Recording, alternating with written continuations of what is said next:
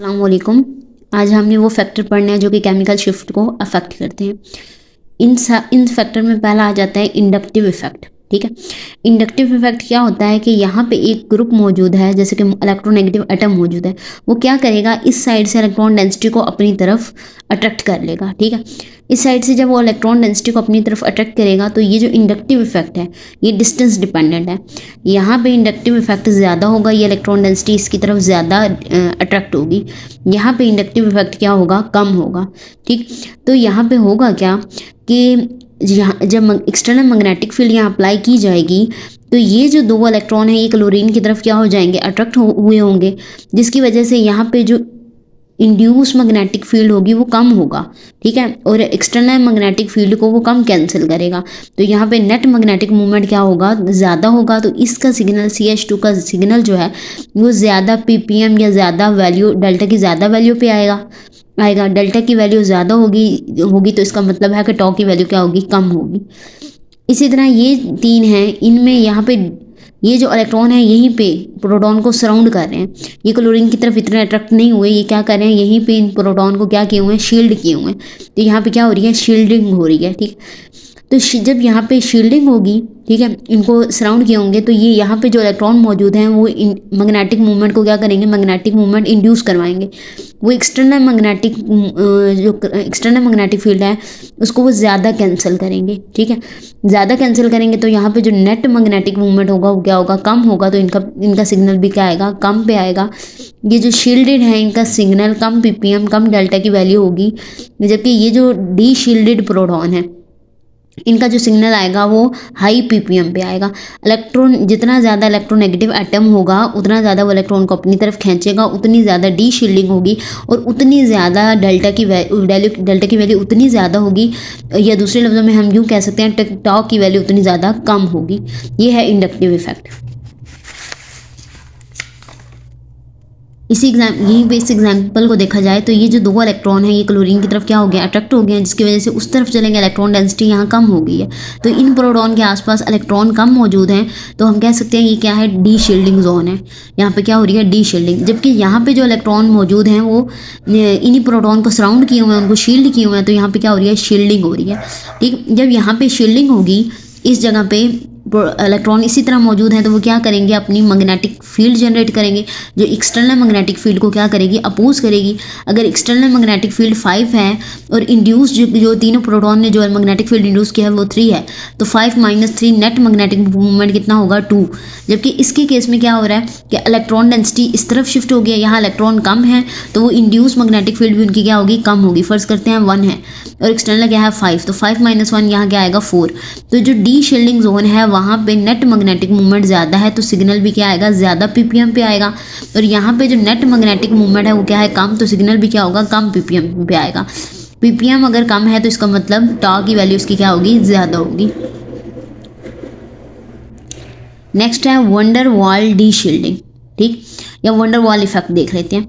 Wonder wall effect क्या है कि अगर ऐसा मॉलिक्यूल है जिसमें ओवर क्राउडिंग हुई है, जैसे कि यहाँ पे बल्कि ग्रुप मौजूद हैं, तो ये बल्कि ग्रुप क्या करेंगे, ये प्रोटॉन के साथ ये जो इलेक्ट्रॉन मौजूद है, ये जो इलेक्ट्रॉन डेंसिटी मौजूद है, ये बल्कि ग्रुप उसको क्या करेंगे, स्टीयरिंग हिंड्रेंस शो करेंगे, उसको क्या करेंगे, रिपेल करेंगे।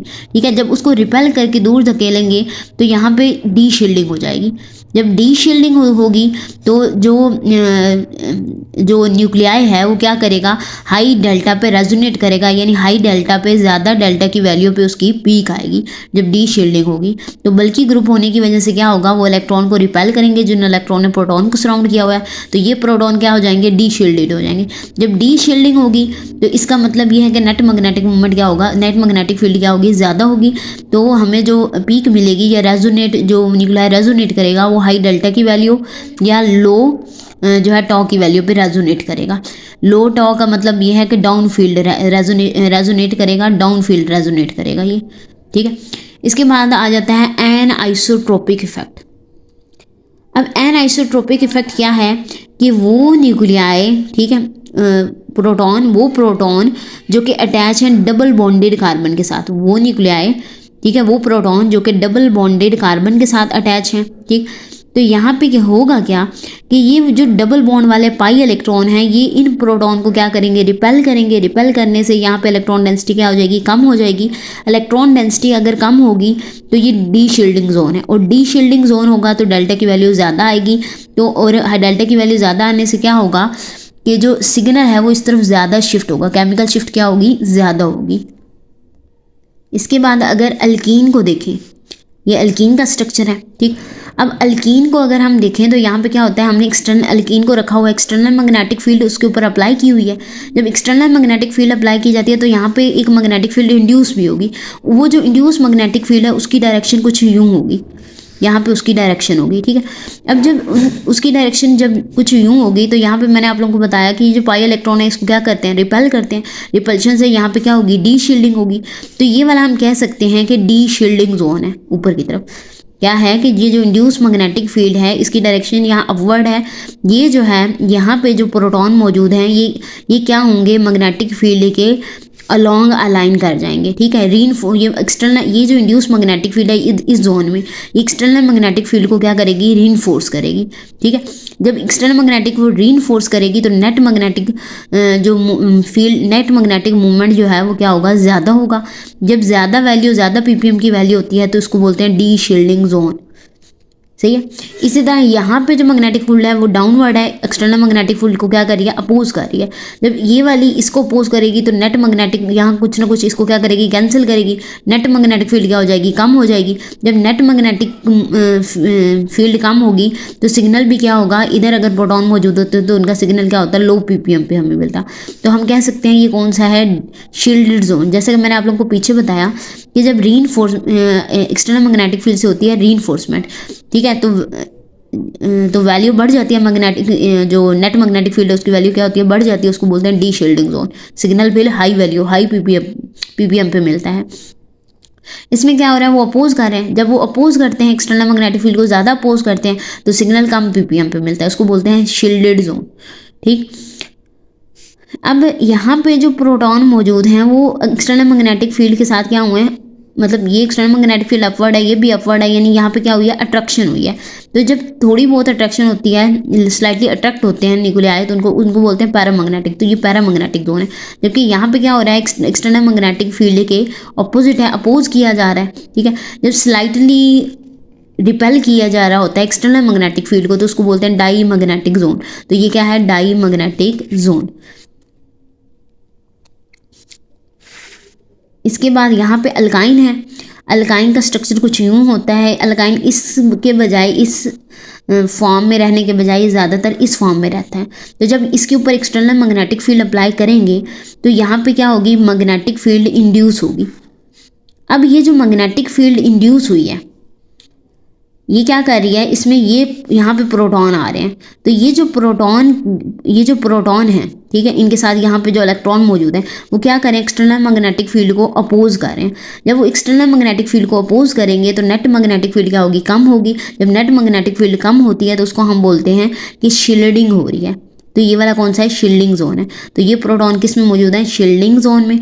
शील्डिंग जोन का मतलब ये है कि इनकी पीपीएम की वैल्यू क्या होगी, कम होगी। पीपीएम की वैल्यू कम होगी, इसका मतलब है टाउ की वैल्यू क्या होगी, ज़्यादा होगी, ठीक है।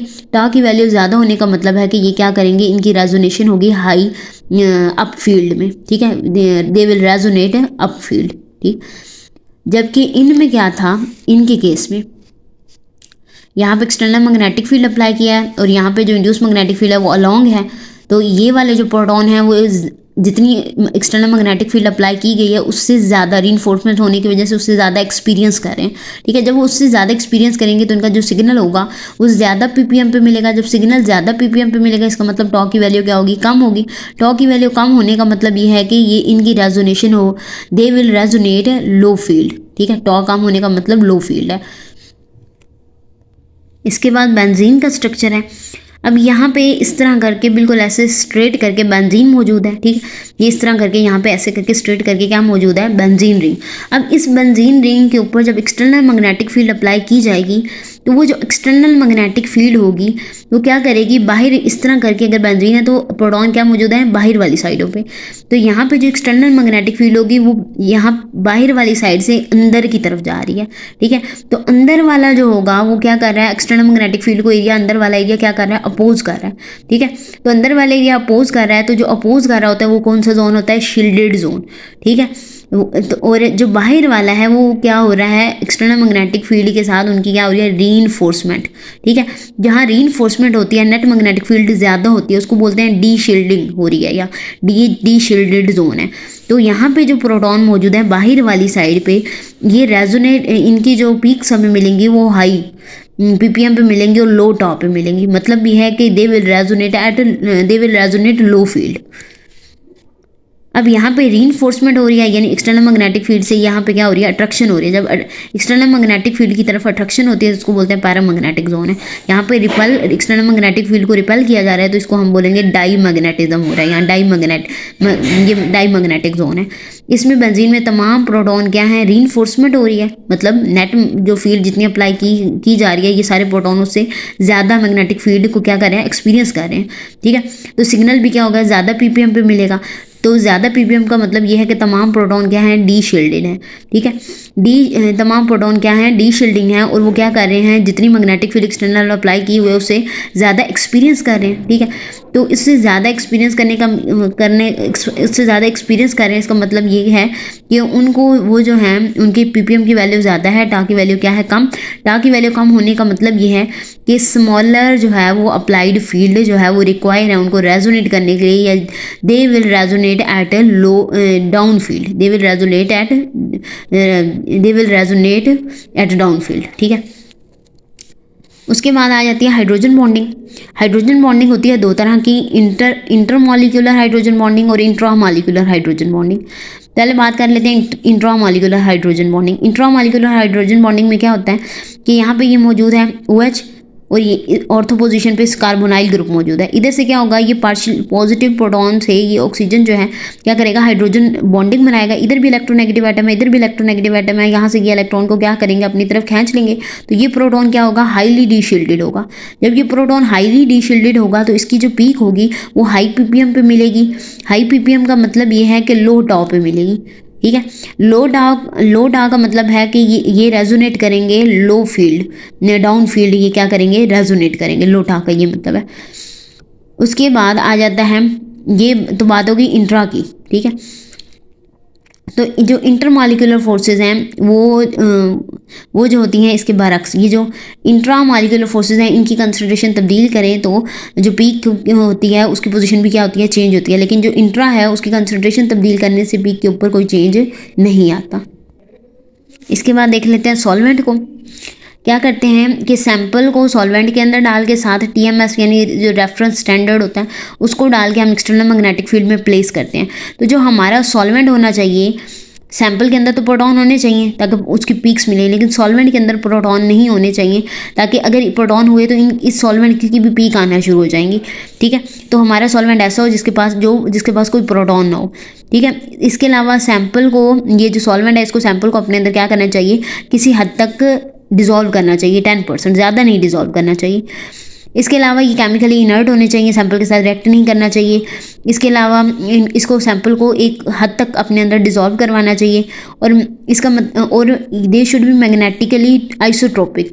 मैग्नेटिकली आइसोट्रोपिक का ये मतलब है कि जब मैग्नेटिक फील्ड अप्लाई की जाएगी तो इनकी डायरेक्शन में कोई तब्दीली नहीं आएगी। यानी कि आइसोट्रोपिक प्रॉपर्टी वो प्रॉपर्टी होती है कि जब आप डायरेक्शन तब्दील करते हो तो वो प्रॉपर्टी जो है चेंज नहीं होती, उसी तरह अपनी मतलब हैसियत बरकरार रखती है। तो ये मैग्नेटिकली आइसोट्रोपिक हैं, यानी इनकी जो मैग्नेटिक फील्ड, सैंपल की जो अपने आसपास जो इंड्यूस मैग्नेटिक फील्ड होगी वो एक्सटर्नल मैग्नेटिक फील्ड की वजह से क्या होगी, चेंज नहीं होगी, अपनी डायरेक्शन तब्दील नहीं करेगी, तो इनका पीक में इसके सिग्नल भी नहीं मिलेगा। जो अच्छे सॉल्वेंट है वो है कार्बन टेट्राक्लोराइड, कार्बन डाइसल्फाइड, ठीक है। इसके अलावा डाई मिथाइल सल्फोक्साइड, ठीक है। ये क्या है, एक अच्छे सॉल्वेंट के तौर पर इस्तेमाल हो सकते हैं।